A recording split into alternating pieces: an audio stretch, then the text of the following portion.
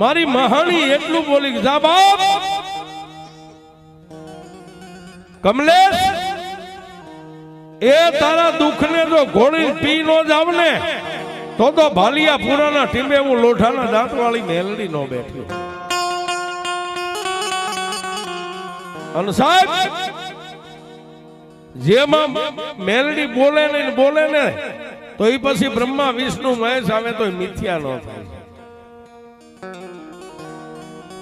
કમલેશભાઈ ને કીધું કે જા બાપ તારું એ દુઃખ જે હાથ વરાનું ગાંડા પણ છે ને એને હાથ ઘડીની માલમાં જો ઘોળીને પી ન જાવ તો હું વિક્રમ ભુવાજી નું ગાંડું ધર્મ મહાણી મેલડી નો કહેવાય.